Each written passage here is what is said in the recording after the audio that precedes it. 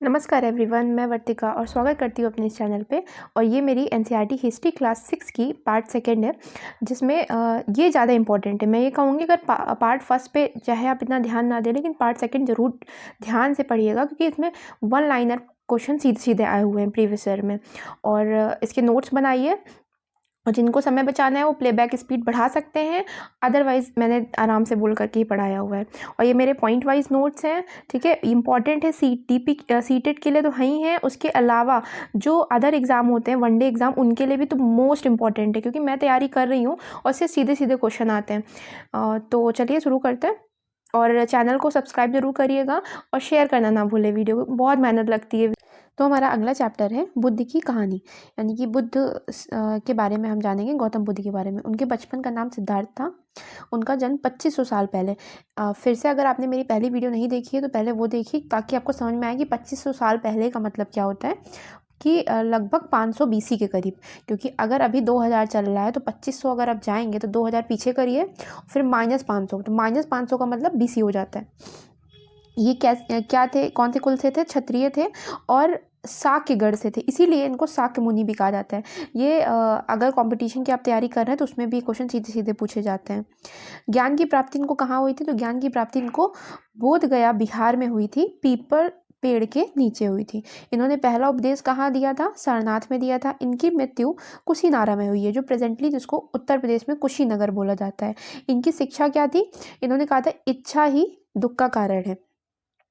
इन्होंने कौन सी भाषा में अपने उपदेश दिए थे? तो प्राकृत भाषा में अपने उपदेश दिए थे। प्राकृत भाषा वो भाषा होती है जो आम लोगों द्वारा बोली जाती थी। अगला टॉपिक है उपनिषद। उपनिषद क्या होते हैं? तो उपनिषद का शाब्दिक अर्थ होता है गुरु के समीप बैठना, ठीक है।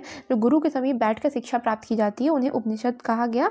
और भारतीय दर्शन, ये बहुत इंपॉर्टेंट पॉइंट है कि आपको ये एज इट इज़ याद होना चाहिए कि किसकी रचना किसने की है, कौन सा दर्शन किनके द्वारा दिया गया है। तो भारतीय दर्शन की 6 पद्धतियाँ हैं, जिसमें वैशेषिक जो दर्शन है वो ऋषि कसट द्वारा दिया गया है। न्याय दर्शन जो है वो ऋषि गौतम द्वारा दिया गया है। सांख्य दर्शन ऋषि कपिल द्वारा दिया गया है। योग दर्शन पतंजलि द्वारा, पूर्व मीमांसा जैमिनी द्वारा, और वेदांत या उत्तर मीमांसा व्यास द्वारा।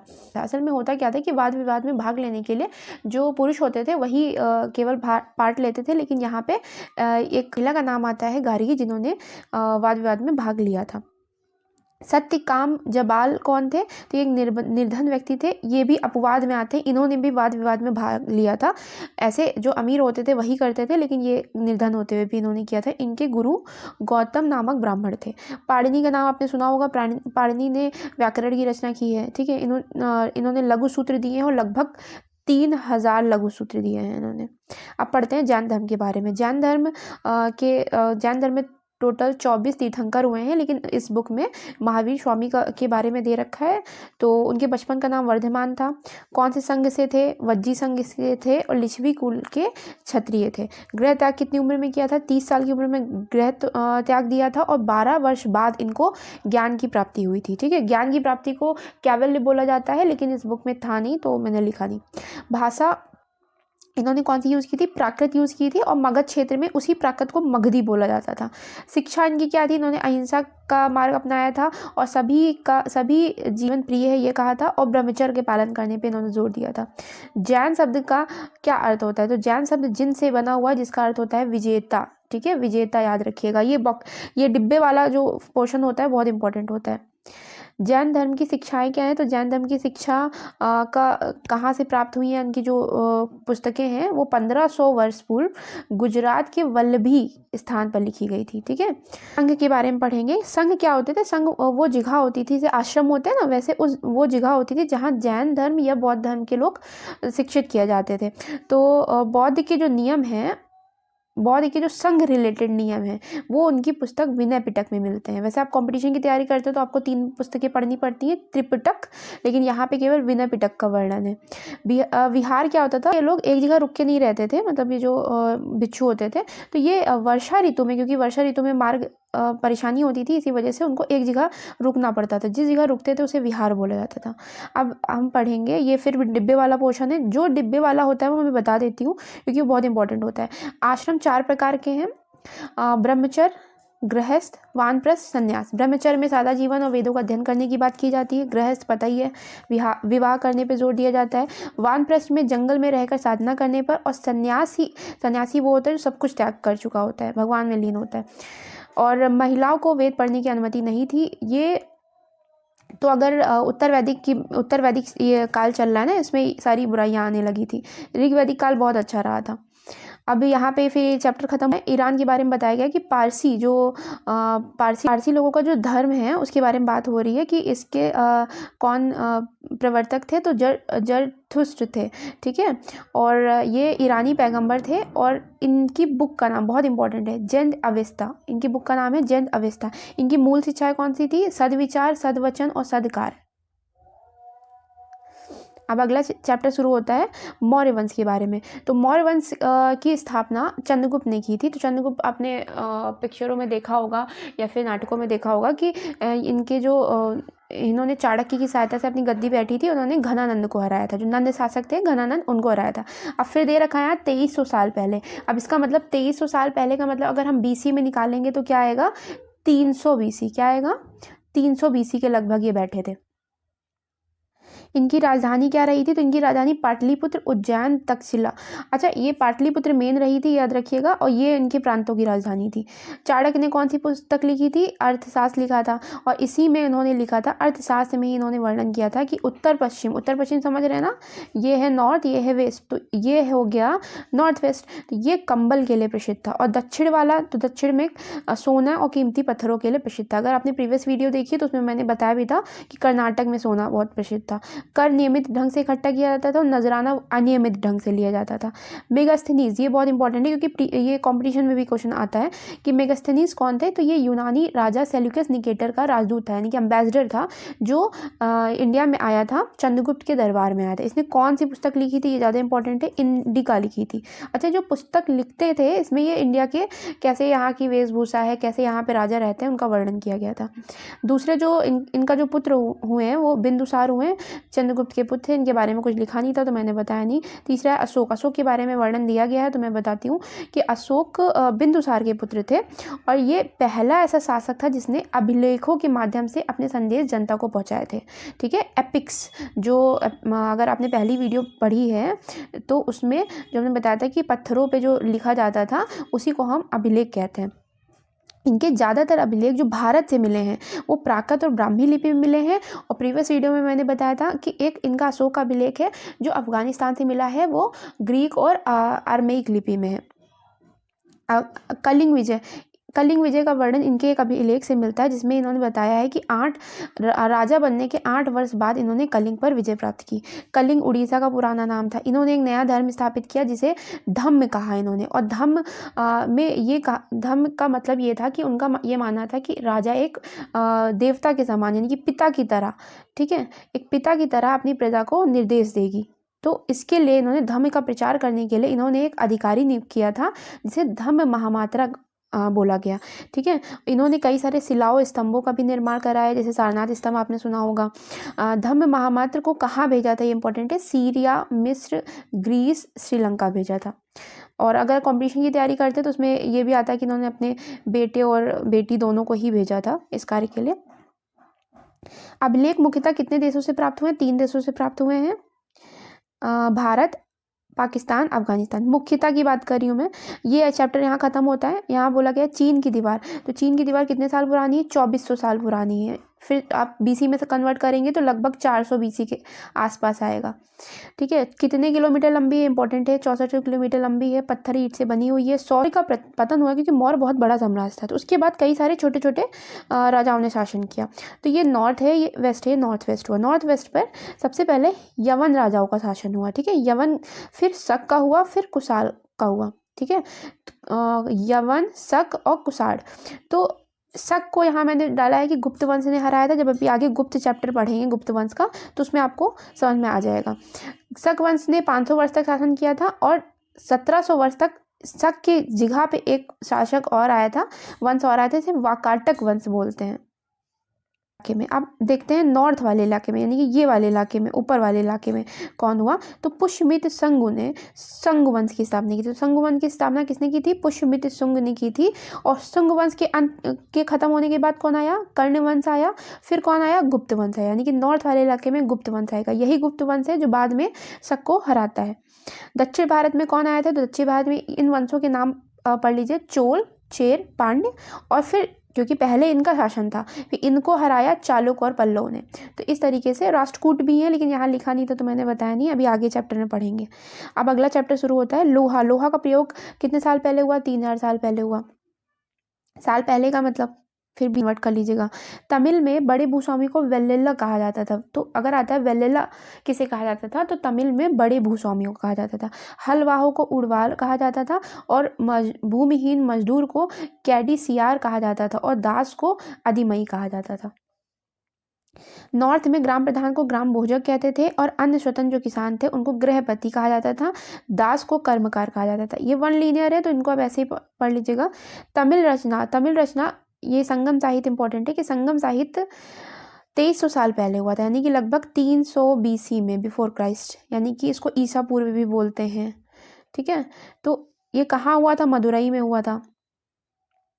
इसमें क्या हुआ था, कई सारी तमिल की रचनाएं की गई थी। सांची का स्तूप मध्य प्रदेश में है। वलय कूप क्या होते थे, वलय कूप नहाने का स्थान होता था, या नाली या कूड़ेदान के लिए प्रयोग किया जाता था। बेरी गाजा क्या था, बेरी गाजा यूनानी, जो अपने यहाँ गुजरात में भरूच जगह है उसका यूनानी नाम था, यहाँ से ये सारी चीज़ें प्राप्त हुई थी। ठीक है, आहत सिक्के क्या होते थे, आहत सिक्के सबसे पुराने सिक्के अगर पूछे जाए कौन से थे, तो आहत सिक्के थे। ये आयताकार, वर्गाकार या गोल होते थे, और इन पे कुछ लिखा नहीं होता था, इन पे ठप्पे से कोई चित्र बना दिया जाता था, तो ये आहत सिक्के होते थे। तो सोने या चांदी के सिक्कों पर आकृतियाँ आहत की जाती हैं। नगर अनेक गतिविधियों के केंद्र। अब यहाँ पे हम कुछ नगरों के बारे में पढ़ेंगे जहाँ पे व्यापार की गतिविधियाँ होती थी। तो मथुरा में मूर्तियों का केंद्र था। कुषाण की दूसरी राजधानी, जो कुषाण वंश अभी पढ़ा था ना हमने, कि नॉर्थ वेस्ट इलाके में यवन के बाद शक, और शक के बाद कुषाण, तो कुषाण की दूसरी राजधानी मथुरा ही थी। यहाँ बौद्ध और जैन धर्म के मंदिर भी हैं, और कृष्ण भक्ति के लिए तो फेमस है ही है। NBPW क्या है, इसका मतलब होता है उत्तरी काले चमके पात्र, यानी कि नॉर्थ ब्लैक पॉलिश वर्क। ये मिट्टी के पतले और सुंदर बर्तन होते थे जिन्हें उच्च ताप पर बना करके काली पॉलिश की जाती थी। ये डिब्बे वाला पोर्शन था इसीलिए डाल दिया। कपड़ों का तो अभी भी आपको पता है कि कपड़े कहाँ के फेमस है, तो नॉर्थ में वाराणसी के और साउथ में मदुरई के सिल्क वगैरह फेमस है। श्रेणी किसको बोलते थे, अनेक शिल्पकार और व्यापारी के अपने अपने संघ होते थे जिन्हें श्रेणी कहा जाता था। अरिकामेडु कहाँ पे है, तो अरिकामेडु पौंडीचेरी में है, याद रखिएगा। ठीक है, यहाँ पे बंदरगाह था और एम्फोरा जैसे पात्र प्राप्त हुए थे। अरेटाइन जैसे बर्तन मिले थे। अरेटाइन इटली का एक शहर है, तो वैसे बर्तन यहाँ से प्राप्त हुए थे। अब ये चैप्टर का लास्ट पॉइंट है कि रोम क्या था, यूरोप में सबसे पुराने जो शहर में से एक है, और यहाँ का शासक कौन था, अगस्तक शासक था। ये अगला चैप्टर शुरू होता है व्यापार। व्यापार के बारे में हम देखेंगे कि काली मिर्च तो पता ही है, जितने भी मसाले हैं, मसालों के लिए साउथ फेमस है। इंडिया का कौन सा हिस्सा, साउथ वाला हिस्सा फेमस है। तो ये इसकी मांग रोमन राज्य में बहुत थी, इसीलिए साउथ में ये देखा गया कि रोमन के सोने के सिक्के बहुत मिले हैं। ठीक है, रोमन के सोने के सिक्के बहुत मिले हैं, और काली मिर्च को काला सोना भी बोला जाता था। ठीक है, कावेरी नदी का मैदान सबसे उपजाऊ है साउथ में, कावेरी नदी है वहाँ पे सबसे उपजाऊ है। मुविंदार किसे कहते थे, मुविंदार 3 मुखिया को बोलते थे जो कि चोल, चेर और पांड्य थे। चोर की राजधानी कावेरीपट्टनम, पांड्य की मदुरई। इनके 2 सत्ता केंद्र थे, तटीय और अंदरूनी। सातवाहन वंश के बारे में, ये वेस्ट वाले इलाके में थे, भारत के इस इलाके में जरूर थे, लेकिन इनको दक्षिणा पथ का स्वामी बोला जाता था क्योंकि ये दक्षिण जाने के मार्ग में पड़ते थे। जब यहाँ से कोई आता था, क्योंकि हमारे यहाँ जितने भी आक्रमण हुए हैं वो नॉर्थ वेस्ट की साइड से हुए, तो यहाँ से जब कोई आता था तो उसको दक्षिण जाने के लिए यही मार्ग लेना पड़ता था, इसीलिए इनको दक्षिणा पथ का स्वामी भी कहा गया। इसके सबसे प्रसिद्ध राजा थे श्री सातकर्णी, जिनकी माता का नाम था गौतमी। अगला है रेशम के बारे में पढ़ेंगे कि रेशम कैसे बनता है। तो रेशम के कीड़े से कच्चा रेशम निकाल करके उसकी सूत कताई की जाती है, फिर कपड़ा बन जाता है। लेकिन इसका आविष्कार कहाँ हुआ था, सबसे पहले चीन ने हुआ था। चीन में कब हुआ था, 7000 साल पहले हुआ था। तो अब और रूट क्या होता था, वो रास्ता जिनके द्वारा इस सिल्क को ले जाया जाता था उसे सिल्क रूट कहा गया। कुषाण वंश सबसे शक्तिशाली शासक था। कुषाण वंश का सबसे शक्तिशाली शासक, ये थोड़ा सा गड़बड़ है, कनिष्क करिएगा, कनिष्क था। ठीक है।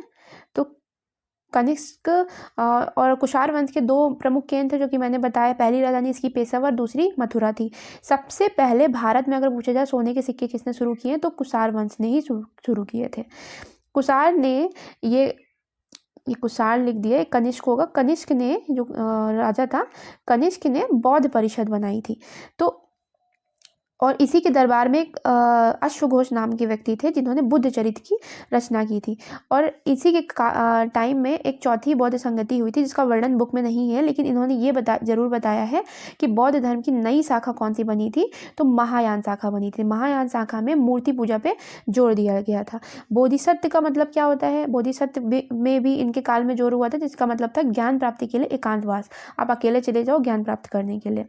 बौद्ध धर्म कौन कौन से देशों में फैला था, तो जो साउथ ईस्ट के देश होते हैं, साउथ ईस्ट की ये देश होते हैं, तो यहाँ पे श्रीलंका, म्यांमार, थाईलैंड, इंडोनेशिया में फैला था। और यहाँ पे बौद्ध धर्म की कौन सी शाखा थी, थेरवाद शाखा। तो याद रखिएगा कि साउथ ईस्ट में कौन सी शाखा है, थेरवाद शाखा है। अब हम कुछ तीर्थयात्री के बारे में पढ़ेंगे। तो पहले हम पढ़ेंगे फाहियान। फाहियान 1600 साल पहले आया था, ठीक है। तो 1600 साल पहले का मतलब है कि लगभग अगर 2000 से पीछे जाते हैं तो कितना हो गया, लगभग 400 के करीब, ठीक है। लगभग 300-400 बीसी के, एडी के करीब।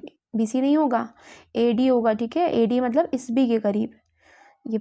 और ये कहाँ से आया हुआ था, ये चीन से आए हुए थे।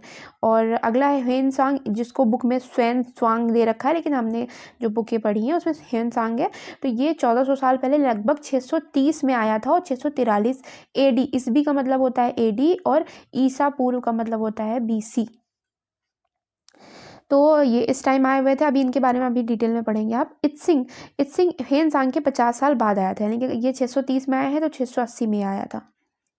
ह्वेन सांग यहाँ से सोना, चांदी और क्योंकि ये बौद्ध धर्म के अनुयायी थे तो ये 600 ज़्यादा पांडुलिपि लेके चले गए। इनके बारे में बुक में ये भी बताया गया है कि ये जब ले जा रहे थे रास्ते में कुछ पांडुलिपियाँ खराब भी हो गई, यानी कि गिर भी गई थी नदी में। और कुछ जो बची थी उसको वहाँ पे उन्होंने चीनी भाषा में वर्णन किया था। एरड़ कहाँ है, तो एरड़ मध्य प्रदेश में है, जहाँ से विष्णु जी की मूर्ति मिली है। वराह रूप, वराह रूप क्या होता है, जो जल में डूबी हुई पृथ्वी को बचाने के लिए इन्होंने एक रूप ले रखा है जिसको वराह रूप कहा। भक्ति, भज का क्या अर्थ होता है, भज का अर्थ होता है विभाजित करना या हिस्सेदारी, ठीक है। ये अर्थ याद रखिएगा बस। भगवत किसे कहा जाता है, जो अपने ऐश्वर्य तथा सुखों को भक्तों के साथ बांटता है, उसे भगवत कहा जाता है। अब ये आखिरी पॉइंट है इस चैप्टर का। ईसाई धर्म की स्थापना 2000 साल पहले, क्योंकि मैंने बताया था ना अभी अगर 2000 चल रहा है तो 2000 साल पहले का मतलब जीरो पे, ठीक है। तो जीरो से पहले वाले कार्य को बीसी यानी कि ईसा पूर्व बोला जाता है, और बाद वाले को एडी ईस्वी बोला जाता है। कहाँ हुआ था ईसा मसीह का जन्म, बेथलेहम में हुआ था, जो रोमन का एक हिस्सा है। इन्होंने कौन सी पुस्तक लिखी थी, बाइबिल लिखी थी। केरल में ईसाइयों को सीरियाई ईसाई बोला जाता था। विश्व के सबसे पुराने ईसाई इन्हीं को माना गया है। ये अगला चैप्टर शुरू होता है गुप्त वंश। तो चंद्रगुप्त सबसे पहले शासक थे जिन्होंने महाराजाधिराज की उपाधि धारण की थी। इनकी पत्नी कुमार देवी थी जो लिच्छवीगढ़ से थी, ठीक है। इनके पुत्र का नाम समुद्रगुप्त था। तो समुद्रगुप्त को भारत का नेपोलियन भी कहा जाता था। इनके टाइम पे जो सिक्के प्राप्त हुए उनमें इनका चित्रण वीणा बजाते हुए दिखाया गया है, ठीक है। ये योद्धा, विद्वान और कवि भी थे। कवि किसके थे, संस्कृत भाषा में। इस टाइम में अच्छा गुप्त काल में संस्कृत भाषा ही बहुत चली थी, तो याद रखिएगा। इनके जो दरबारी कवि थे वो हरिशेर थे, इंपॉर्टेंट है। हरिशेर किसके दरबारी कवि थे, समुद्रगुप्त के थे। इन्होंने किसकी रचना की है, प्रयाग प्रशस्ति की रचना की है, जो कि संस्कृत में है। कहाँ ये प्रयाग प्रशस्ति है, प्रशस्ति का मतलब अभिलेख होता है, ये इलाहाबाद में ही है, वही अशोक स्तंभ पे ही उसको उकेरा गया है। इनकी विजय इंपॉर्टेंट है। विजय में इन्होंने आर्यवर्त के 9 शासकों को हराया था, दक्षिणापथ के 12, और कुषाण और शक के शासकों ने भी अधीनता स्वीकार कर ली थी। अब अगला जो इनके पुत्र हुए चंद्रगुप्त द्वितीय, तो इन्होंने शक शासक को हराया था, ठीक है। अंतिम शक शासक को हराया था, यानी कि जो मैंने अभी पढ़ाया था ना कि शक शासकों का अंत किसने किया था, चंद्रगुप्त द्वितीय ने किया था। तो इसी उपलक्ष्य में इन्होंने विक्रमादित्य की उपाधि, मोस्ट इंपॉर्टेंट है, विक्रमादित्य की उपाधि कौन से राजा को मिली थी, चंद्रगुप्त द्वितीय को मिली थी। और इसके साथ में विजय से इतना प्रभावित हुए कि विक्रमादित्य की उपाधि तो लिए, उसके साथ में इन्होंने विक्रम संवत की स्थापना कर दी, जो कि 58 ईसा पूर्व हुई थी, ठीक है। तो जिसे भारत द्वारा राष्ट्रीय कैलेंडर में ग्रेगोरियन कैलेंडर के साथ स्थान दिया गया है, ठीक है। इंपॉर्टेंट है कि भारत के कैलेंडर में कौन से संवत का स्थान है। तो आपने देखा होगा अगर आप कैलेंडर लाते हैं ठाकुर प्रसाद का, तो उसमें लिखा होता है विक्रम संवत। तो अगला पॉइंट है कि इनके जो दरबारी कवि कौन थे, तो इनके दरबारी, अच्छा इनके टाइम में 9 रत्न भी थे लेकिन बुक में बताया नहीं गया है, तो केवल 2 का नाम बताया गया, कालिदास और आर्यभट्ट, याद रखिएगा। अगले वंश के बारे में पढ़ेंगे, हर्षवर्धन। जब गुप्त वंश खत्म हुआ था तो उसके बाद हर्षवर्धन का काल शुरू होता है। ये आए हैं 600 से 647 AD तक, ठीक है, ईसा पूर्व नहीं है, AD है। ये 0, ये 606 और 647, ठीक है, इधर की तरफ है, प्लस वाले मार्क की तरफ है। दरबारी कवि इनके कौन थे? बाणभट्ट थे, जिन्होंने किसकी रचना की थी? हर्षचरित की रचना की थी संस्कृत में। इनके टाइम में चीनी यात्री हेनसांग, जो अभी मैंने ऊपर पढ़ाया था, चीनी यात्री हेनसांग आया था, वो इन्हीं के टाइम में आया था। अच्छा, हुआ क्या था, इनकी कहानी ये थी कि इनके जो बहनोई थे वो कन्नौज के शासक थे, ठीक है, इनको डाला था, तो अब इनकी बहन को बंदी बना लिया था, तो इन्होंने अपनी बहन को बचा करके अपनी राजधानी, पहले थानेश्वर में थे, फिर इन्होंने कन्नौज स्थानांतरित कर दी थी। लेकिन ये उत्तर में तो बहुत विजय प्राप्त करें, लेकिन जब ये इस इलाके में है और जब नीचे जाने लगे तो नर्मदा नदी पार करने से के आगे ही बढ़ने पर ही चालुक्य नरेश पुलकेशिन द्वितीय ने इन्हें हरा दिया था, ठीक है। तो इस प्रकार ये इनकी पराजय हुई थी। अगला है पल्लव और चालुक्य, जो हमने बताया था ना कि साउथ में कुछ वंश थे, पल्लव, चालुक्य, चोल, उनके बारे में। पल्लव की राजधानी कांचीपुरम, नदी कावेरी थी। चालुक्य की राजधानी एहोल और कृष्णा और तुंगभद्रा के बीच था।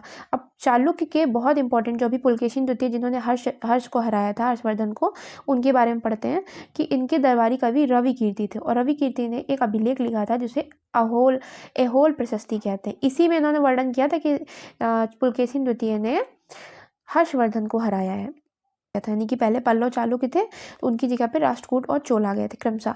सभा किसे कहते थे? यही साउथ में सभा फेमस थी, भू स्वामियों के संगठन को कहते थे। उर ग्राम सभा को बोलते थे, नगरम व्यापारियों का संगठन होता था।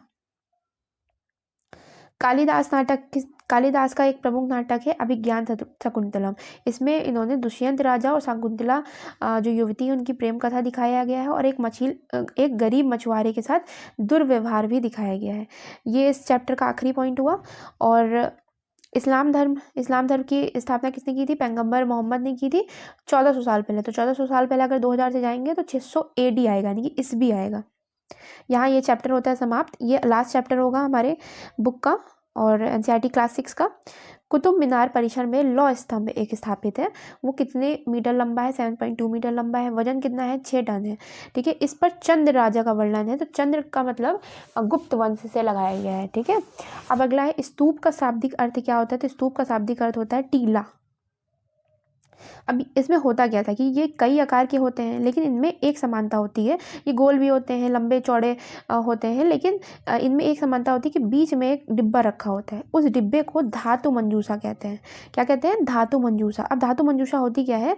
इसमें बुद्ध या उनके अनुयायियों के कुछ अवशेष रखे जाते हैं। जैसे बुद्ध की मृत्यु के बाद जो उनके दांत हुए या उनकी हड्डियाँ हुई वो रखे गए हैं। हाँ, उसके चारों ओर अब ये स्तूप बना दिया गया।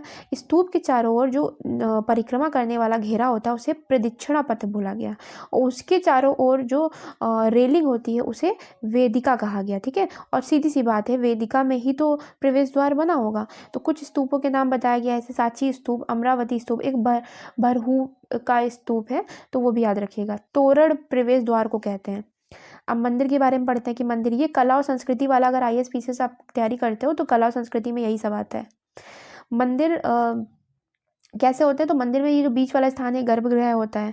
इसके चारों ओर का स्थान जहाँ हम लोग बैठते हैं, मंदिर जाते हैं, तो उसे मंडप बोलते हैं, और ऊपर की बनावट होती है, इसे शिखर कहा जाता है।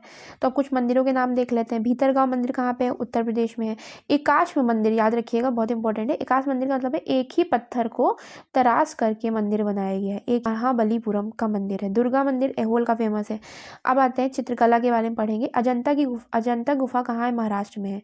यहाँ की गुफाओं में चित्र बने हैं, और ये चित्र में रंग कैसे भरे गए हैं? पौधों और खनिजों से बनाए गए हैं, ठीक है।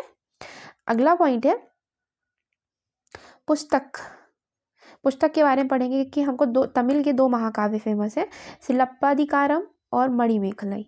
सिलप्पादिकारम क्या है? जो इसकी रचना इलांगो ने की है। इसमें कोवलम नामक व्यापारी का वर्णन है, और मणिमेखलम की रचना सत्यनारायण ने की है।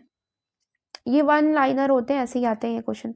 पुराण क्या है? पुराण का शाब्दिक अर्थ होता है पुराना या प्राचीन। इसमें विष्णु, शिव, दुर्गा, पार्वती से जुड़ी कहानियाँ हैं। इसकी रचना किसने की है? व्यास ने की है। ठीक है, ये संस्कृत श्लोक में लिखे हुए हैं। महाभारत की रचना किसने की है? महर्षि व्यास ने की है, वही व्यास जिन्होंने पुराणों की रचना की है।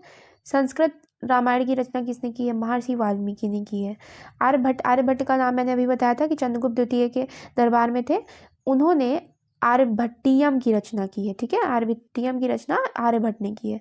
इसमें इन्होंने दिया क्या, ये इंपॉर्टेंट, इन्होंने कहा कि जो पृथ्वी में दिन रात होते हैं ये पृथ्वी की अपनी धुरी पर घूमने की वजह से होते हैं। इन्होंने ही वृत्त की परिधि को ये जो वृत्त है, वृत्त की जो बाउंड्री होती है इसको परिधि कहा जाता है। ठीक है, या सरकमफेरेंस बोलते हैं। इसको मापने की भी विधि भी इन्होंने बताई थी। कुछ अन्य गणितज्ञ और खगोल वेदता के नाम देख लेते हैं। वराहमिहिर, ब्रह्मगुप्त और भास्कराचार्य। अगला पॉइंट है, आयुर्वेद में 2 चिकित्सक हैं, चरक और सुश्रुत। चरक ने चरक संहिता लिखी है, सुश्रुत ने सुश्रुत संहिता लिखी है। शून्य की खोज कहाँ हुई है? भारत में हुई है। भारत में वो चिन्ह दिया गया शून्य वाला। ठीक है, रोम के निवासी शून्य का उपयोग किए बिना ही गिनती करते थे। ये आखिरी पॉइंट है हमारी वीडियो का। कागज का आविष्कार 1900 साल पहले हुआ था। काइलून नामक व्यक्ति ने किया था। कहाँ किया था? चीन में किया था। किससे बनाए गए हैं? पौधे के रेशों, कपड़ों, रस्सियों को लुब्धि बना करके किया जाता है। अब आपका क्लास 6 का एनसीईआरटी नोट्स खत्म होता है और बहुत मेहनत लगी है, तो प्लीज़ शेयर जरूर करिएगा, लाइक कर दीजिएगा और सब्सक्राइब करना ना भूलें।